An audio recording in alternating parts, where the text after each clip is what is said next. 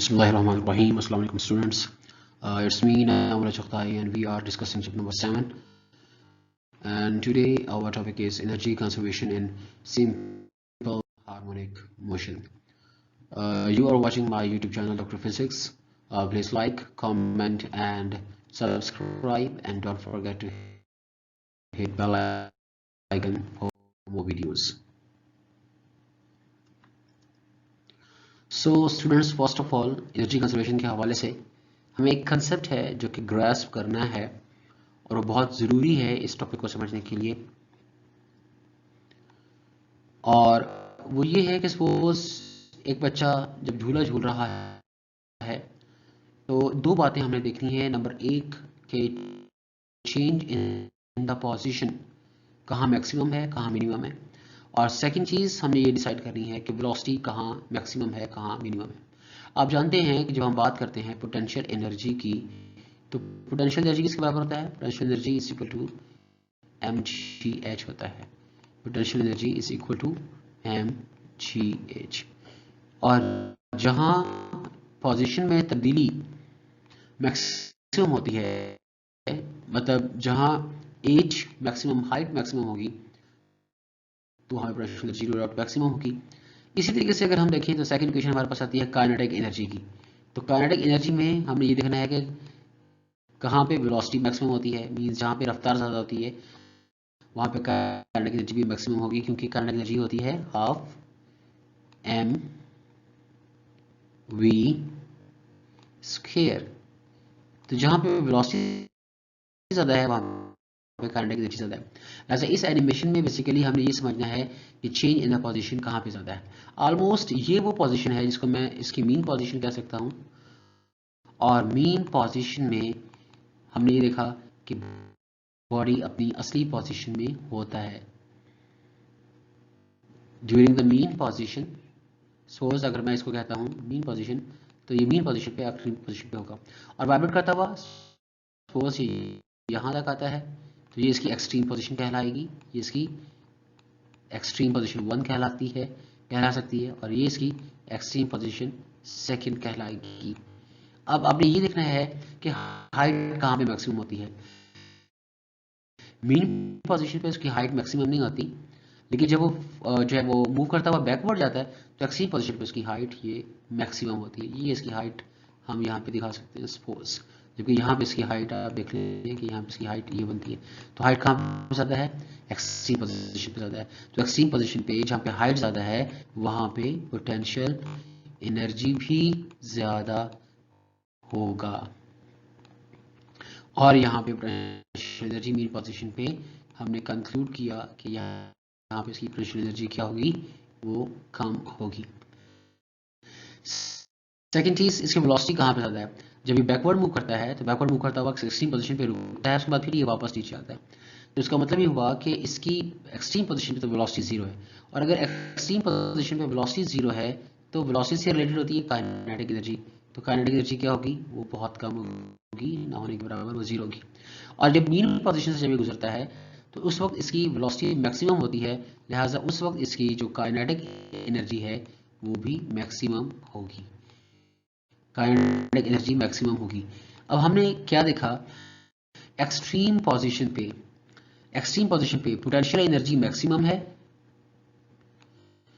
Extreme position पे potential energy maximum है।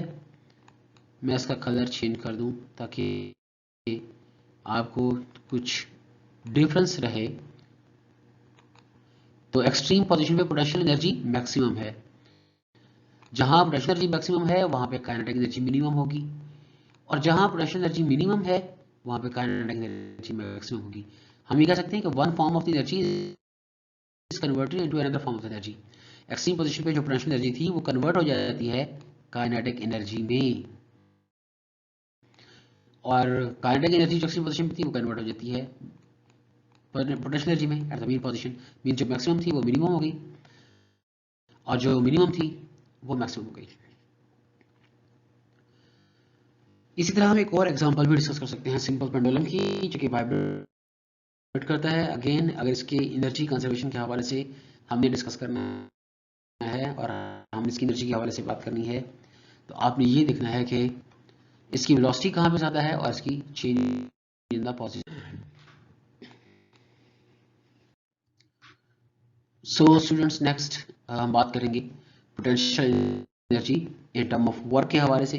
Basically हमने एनर्जी कंजर्वेशन के हवाले से बात करनी है, और एनर्जी कंजर्वेशन की स्टेटमेंट क्या होती है? One form of the energy is converted into another form of the energy but total energy remains the same, remains constant. So हम यहाँ पे पोटेंशियल एनर्जी और काइनेटिक एनर्जी दोनों के हवाले से बात करेंगे। सबसे पहले हमने पोटेंशियल एनर्जी के हवाले से बात करनी है, और ये पोटेंशियल एनर्जी हम in term of work calculate कर सकते हैं। जैसे हम स्प्रिंग के ऊपर अगर फोर्स लगाएं तो फोर्स स्प्रिंग में एक एक्सटेंशन पैदा होती है, तो work done on the spring basically is equal to the elastic is the elastic potential energy of the spring। अब वर्क डन की इक्वेशन हमें पता है कि फोर्स इनटू डिस्प्लेसमेंट का ये प्रोडक्ट है, that is a scalar product of the force and displacement. और हुक्स लॉ के मुताबिक हमें पता है F is equal to kx, means जहाँ पे एक्सटेंशन x की वैल्यू मैक्सिमम होती है वहाँ पे फोर्स भी मैक्सिमम होती है। तो ये हमने दिया था एक्सप्रेशन कि force is directly proportional to the x, कि जितना x होगा उतना फोर्स होगा। सो इस डायग्राम में अगर हम देखें x की वैल्यू हमें 0 दिखाई गई है। अगर x की वैल्यू 0 हो तो फिर फोर्स की वैल्यू क्या होगी? वो भी 0 होनी चाहिए। लिहाजा इस फर्स्ट केस को, फर्स्ट कंडीशन को x इज इक्वल टू 0 के हवाले से हम F इज इक्वल टू 0 लेते हैं। और सपोज अगर हम इसके बॉडी को जब हम मूव करवाते हैं फॉरवर्ड और वो अपनी सेकंड एक्सट्रीम पोजीशन पे फर्स्ट एक्सट्रीम पोजीशन पे आ जाता है, सपोज वो x डिस्टेंस मूव करता है, तो कुछ ना कुछ उसने मूव किया। अब यहाँ x की वैल्यू है, यहाँ x 0 था, यहाँ पे हमारे पास एक्सटेंशन फोर्स x है, तो यहाँ पे फोर्स क्या होगी? फोर्स भी हमारे पास मैक्सिमम होगी। सपोज अगर मैं इसे x नॉट कर लेता हूँ, इसको मैं x नॉट कर लेता हूँ, मीन्स कि मैक्सिमम डिस्प्लेसमेंट कर लेता हूँ। डिस्प्लेसमेंट अगर मैक्सिमम हो तो फिर फोर्स भी F2 मैक्सिमम होगी। तो हुक्स लॉ से मैंने F1 और F2 दोनों को कैलकुलेट किया। अब मैं इनकी एवरेज कैलकुलेट करूंगा, F1 F2 दोनों को जमा कर लूंगा, दो को डिवाइड कर दूंगा। ये 0 वैल्यू है, मैं 0 वैल्यू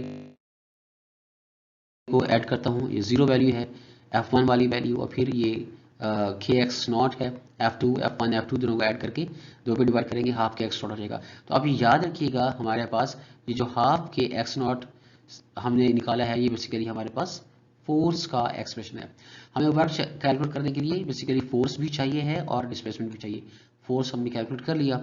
अब अगर बात करते हैं डिस्प्लेसमेंट की, सपोज डिस्प्लेसमेंट हमारे पास x नॉट है, मैक्सिमम है, तो डिस्प्लेसमेंट भी आ गया, फोर्स भी है, डिस्प्लेसमेंट भी है, तो हम वर्क कैलकुलेट कर सकते हैं। तो वर्क होता है फोर्स इनटू डिस्प्लेसमेंट। ये फोर्स है जो हमने यहाँ पे कैलकुलेट की है, ये डिस्प्लेसमेंट है x नॉट, तो half k x naught square, ये हमारे पास वर्क डन की वैल्यू आ जाएगी। ये work done basically elastic potential energy के बराबर होगा स्प्रिंग की, और इस तरह हम लिख सकते हैं कि potential energy is equal to the half k x naught square. अब इस इक्वेशन में हमें आइडिया दिया गया है मैक्सिमम और मिनिमम एनर्जी का, जो भी हम बात कर चुके हैं कि अब सपोज हम इस स्प्रिंग के हवाले से बात करते हैं, तो ये उसकी मीन पोजीशन है, और ये इसकी सपोज ये इसकी एक्सट्रीम पोजीशन है, एक्सट्रीम पोजीशन 1 कर लेते हैं, और ये उसकी एक्सट्रीम पोजीशन 2 है। तो कहाँ पे डिस्प्लेसमेंट मैक्सिमम होता है? डिस्प्लेसमेंट कहाँ पे मैक्सिमम होता है? ये जब मीन पोजीशन से E1 पे आता है या E2 पे आता है, तो वहाँ पे इसका डिस्प्लेसमेंट मैक्सिमम होगा।